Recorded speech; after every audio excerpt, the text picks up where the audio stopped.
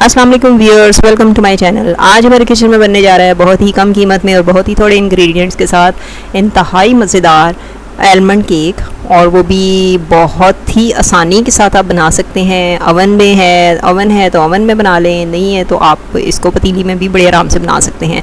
यहाँ पे मैंने पैन ग्रीस कर लिया है और ग्रीस्ड पैन में मैंने इसकी बेस में बटर पेपर बिछा दिया था। बटर पेपर ज़रा दोनों तरफ से ग्रीस हो तो बहुत अच्छी इस तरह से आसानी के साथ केक को निकाला जा सकता है। तो यहाँ पे मैंने इसके ऊपर भी ऑयल कोट कर लिया है। अब आ जाती है केक का बैटर बनाने की बारी। सबसे पहले यहाँ पे हम 2 अंडे लेंगे और बाउल को बिल्कुल क्लीन और ड्राई होना चाहिए। ये मेरे देसी अंडे हैं तो मैं इनको ज़रा अच्छी तरह से साफ़ करूँगी और इसके बाद आपने इनको बीट करना है। और अगर अगेन आपके पास इलेक्ट्रिक बीटर नहीं है तो आप इसको मैनुअल बीटर के साथ भी बीट कर सकते हैं। इनकी बीटिंग हमने बहुत अच्छी तरह से करनी है ताकि हमारा केक जो है वो बड़ा अच्छा सा फ्लफ़ी सा बने।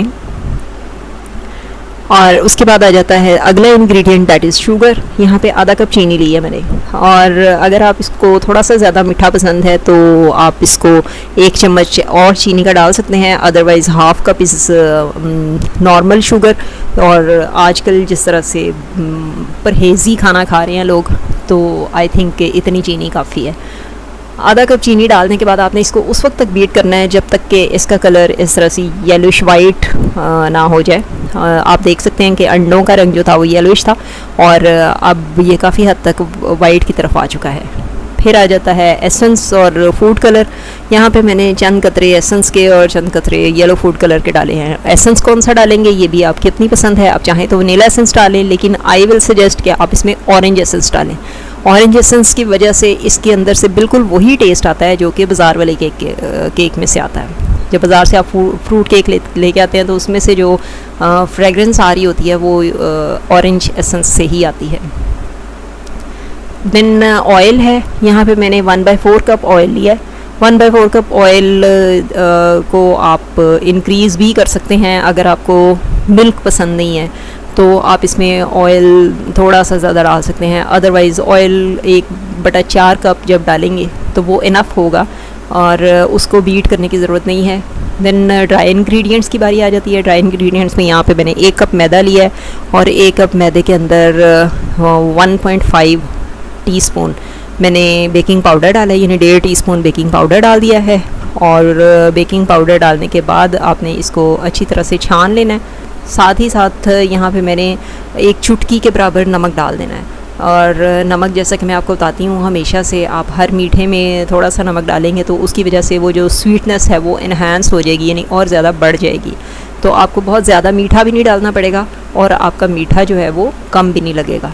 तो इसलिए ज़रूरी है कि आप खीर में भी इवन या किसी भी मीठे में हल्का सा 1 चुटकी नमक डालेंगे तो उससे बहुत अच्छा टेस्ट आएगा। इस तरह से आपने इसको हिला के मिक्स कर के आपने इसको छान लेना है मैदे को। उसके बाद आ जाती है मिक्सिंग की बारी। अब आपने जो ड्राई इंग्रेडिएंट्स हैं उनको कट एंड फोल्ड मेथड से इसके अंदर थोड़ा थोड़ा करके इसमें ऐड करते जाना है और साथ ही साथ इसको हल्के हाथों से मिक्स करते जाना है। हल्के हाथों से इसलिए कि जब आप इसको बीट करते हैं तो बहुत सी एयर इसके अंदर ट्रैप हो जाती है, तो अगर आप इसको फिर से बीटिंग कर लेंगे या तेज़ मिक्स करेंगे तो वो सारी एयर जो इसके अंदर ट्रैप हुई थी वो सारी की सारी निकल जाएगी। यहाँ पे मैंने आधा कप दूध लिया है, आधा कप दूध विद मलाई, और दूध की मलाई है इसमें 2 से 3 टेबलस्पून मलाई और साथ दूध। तो ये दोनों चीज़ें आपने इसके अंदर डाल देनी है, साथ साथ ड्राई इंग्रेडिएंट्स डालने हैं और साथ साथ दूध डाल देना है। तो ये सारी चीज़ें मिक्स करने के बाद इसका बहुत अच्छा सा खीर जैसा बैटर बन जाएगा, जो बहुत ज़्यादा रनी भी नहीं होगा, यानी बहुत ज़्यादा फ्लोई नहीं है और बहुत ज़्यादा थिक भी नहीं है। इस तरह से करके आपने सारा दूध थोड़ा थोड़ा करके इसमें मिक्स कर देना है। और जैसे ही आपको लगे कि इसका जो थिकनेस है वो बिल्कुल वैसी ही हो गई है जैसे कि यहाँ पे आपको नज़र आ रही है, तो आपने इसको बंद कर देना है। क्योंकि आपका थोड़ा सा डिफरेंट हो सकता है कि आप लोग अगर बाज़ार वाले अंडे यूज़ करते हैं तो बाज़ार के जो अंडे होते हैं वो काफ़ी बड़े बड़े होते हैं, तो उस वजह से हो सकता है कि आपको दूध इसमें कम क्वांटिटी में डालना पड़े। ये देखें जी, इस तरह से बहुत अच्छी तरह से इसको क्लीन करके जो पैन तैयार किया था हमने उसके अंदर डाल देना है। और उसके बाद आपने इस पैन को एज़ यूजुअल थोड़ी देर के लिए टैप करना है। अगर आपके पास गैस ओवन है तो आप उसको पहले से प्री हीट होने के लिए ऑन कर दें, और अगर नहीं है तो आपने जिस पतीली में इसको बनाना है उसको चूल्हे के ऊपर रख दें ताकि वो प्री हीट हो जाए, और उसके बाद आपने इसमें केक रखना है। तो यहाँ पे मेरे पास बादाम थे जो मैंने इसके ऊपर स्प्रिंकल कर दिए हैं। आप चाहें तो आप अपनी पसंद के मुताबिक इसके अंदर वो जो मुरब्बे होते हैं वो भी डाल सकते हैं। ये देखें जी, यहाँ पे ये पुरानी एक पतीली थी जो कि बिल्कुल बेकार हो चुकी है मेरे लिए, तो ये बेकार नहीं है, ये बहुत ज़्यादा काम आती है और इसमें मैं अक्सर केक वगैरह बनाती हूँ, तो इसी वजह से ये अंदर से ब्लैक है। तो चूँकि इसमें सिर्फ केक ही बनते हैं इसलिए इसको बहुत ज़्यादा वॉश करने की भी ज़रूरत नहीं पड़ती। इस तरह का एक स्टैंड ले लें, या अगर आपके पास स्टैंड नहीं है तो कोई भी स्टील की प्लेट आप इसमें उल्टा के रख सकते हैं। और जब ये गर्म हो जाए पतीली 15 मिनट तक इसको प्री हीट कर लें और उसके बाद आपने इसमें केक रख देना है। हीट मैंने आपको दिखा दी है कि आग कितनी होनी चाहिए। ये देखें जी, केक जो है वो फूलना शुरू हो गया था, 10 मिनट हो चुके हैं हमारे केक को, और आपने इसको बार बार खोल के नहीं देखना। और जब ये फूलना शुरू हो जाएगा तो आपने इसकी जो फ्लेम है इसका वो मीडियम टू लो कर देना है। पहले फ्लेम मीडियम होगा और उसके बाद मीडियम टू लो जी। तो ये 30 to 35 मिनट्स लगे हैं केक को, और इसकी ये शक्ल बन गई है जो कि अब आपको नज़र आ रही है, और ये पूरी तरह फूल चुका है, बहुत अच्छा सा बन गया है। इस वक्त आपने इसमें पिन टेस्ट कर लेना है, कोई भी पिन डालें और छुरी डालें और उसको निकाल के चेक करें। अगर वो बिल्कुल क्लीन निकलती है तो इसका मतलब है केक पक के तैयार हो चुका है। तो अब ये रेडी टू डीमोल्ड है। अब आप आसानी से इसको डीमोल्ड कर सकते हैं, और जैसे कि आप देख रहे हैं कि जब केक पक जाता है तो ये किनारे अपने आप छोड़ देता है। तो इसने भी किनारे छोड़ दिए हैं, और बेस का तो कोई मसला ही नहीं है क्योंकि बेस में तो हमने बटर पेपर बिछा दिया था। And here is the